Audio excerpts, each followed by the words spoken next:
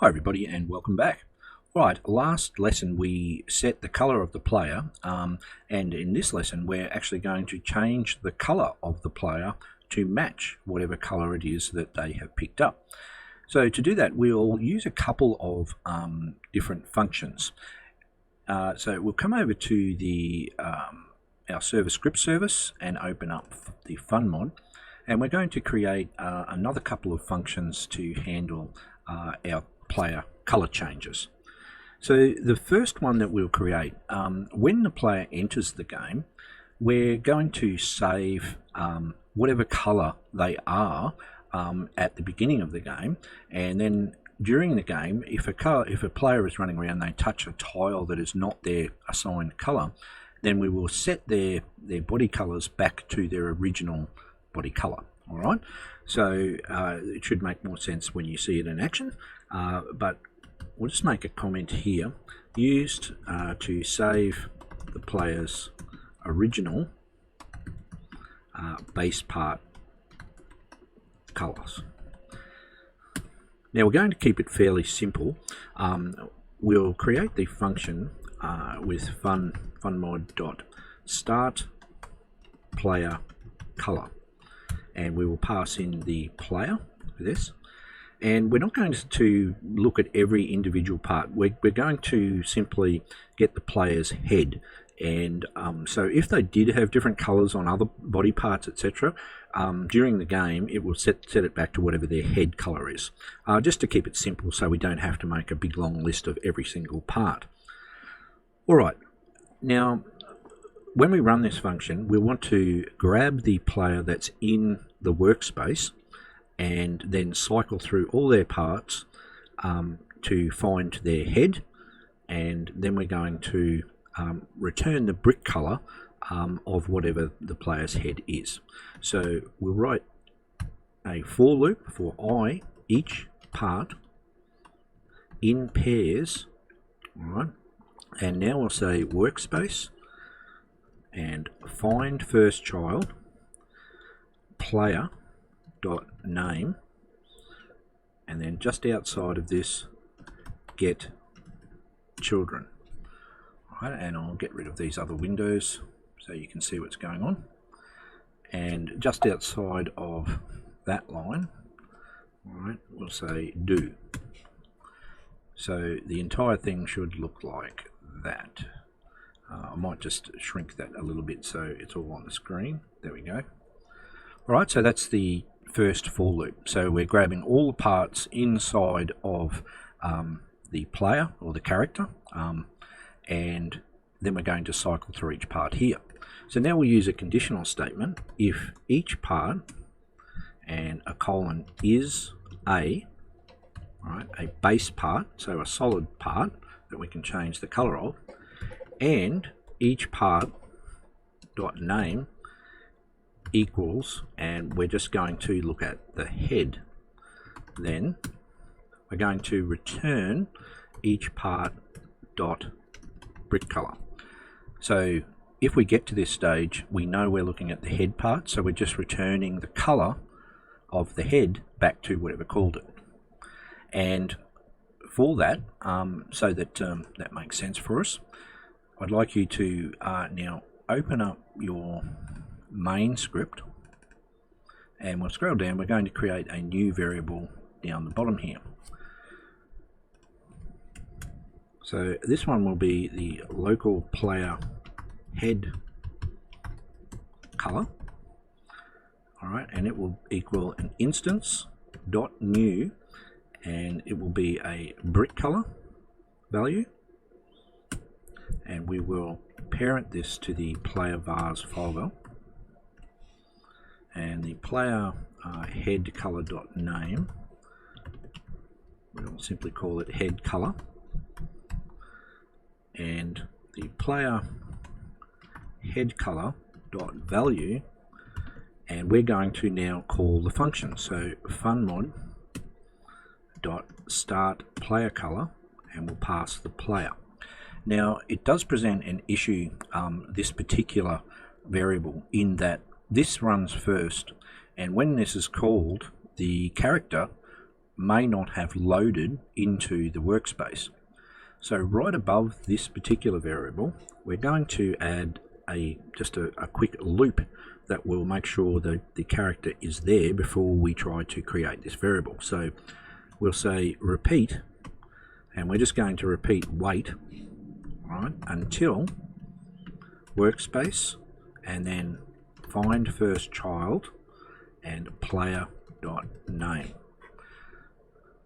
So even if this is very brief, this will just go round and round and round until it finds the player in the workspace, and that will make sure that this runs down the bottom. All right. Okay, so now that we'll come back to our functions mod, and we won't test that just yet. We'll continue to work on changing the actual player color now. So just above that, we can create another new function. So function, and this will be funMod.change player color, and we're going to pass in the player and the player color. All right, so player and player color. So we're going to check what the player's color is, and then act accordingly to determine what color we should change them to. So the first one will be if pc.value equals none, then, all right, that means that we've reset the player's color, and we want to set it back to the head color that we just created. All right, so we'll create a for loop for I, each part. So this is very similar. In pairs, all right, workspace, all right, find first child and the player.name. Then just outside of this, we will get children, and right at the end, do. And now we'll cycle through all of those parts. So we're cycling through the parts, and if each part is a base part, so we're looking at all of the base parts now, not just the head, we're going to change each part.brick color will equal, and we will set the player.playerVars.head color value. All right, so we don't have to put brick color.new here, because in here we actually made this a brick color value, so it will accept that in the function when it runs through. All right, so this is if we're resetting. Now we're going to add one for each of the colors in the game. So come up and from the if down to the end, highlight that, and then Command or Control C, and then right at the end just drop down a couple of lines and paste. And now we'll create one for each color. So this will be red, so for our first color, and inside of here we're going to change not the brick color here, we're going to just pick, well, we could leave it at brick color, I guess. Yeah, we'll leave it at brick color, and we can put over here the brick color.new and then really red. So we want to match these with the ones that are up the top here. All right, so now we want to do one for the others, so we'll simply copy this, drop a couple of lines, and in here the next one we'll do can be green, right, and change this down here to be bright green, and then drop down another couple of lines, and this one can be yellow, which will be new yellow, and one more, the last one will be blue, and this one over here will be really blue. What sorry, I forgot what our blue was up the top there. It is really blue. Okay, so really really blue. Is it really?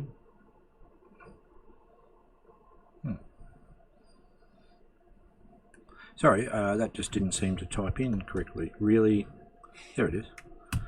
Okay, alright. I might have had a space in there or something.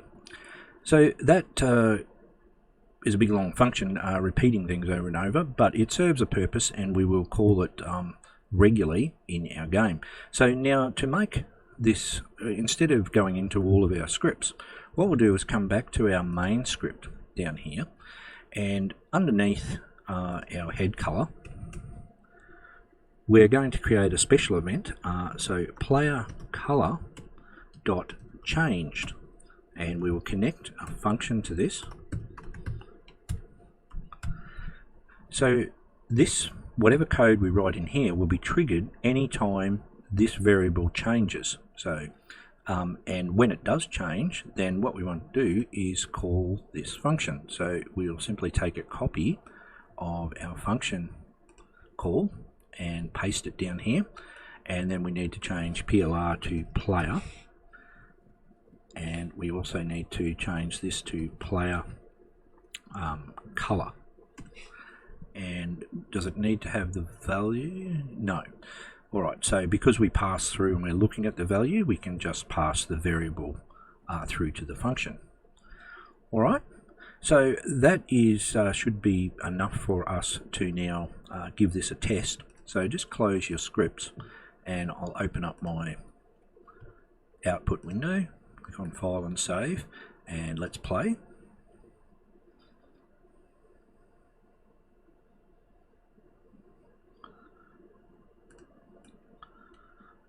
Alright, I'm all loaded in, so you can see my head colour there. It's a sort of a paley sort of white, and if I run on now to the part, you'll see all of my parts change to the same colour. Alright, and that is the effect that we are looking for. Alright, so if you manage to get your player to change colour to our red, then we are all good to go. So you can stop your game up there, and we'll increase our version number to 8, and I will see you in the next lesson.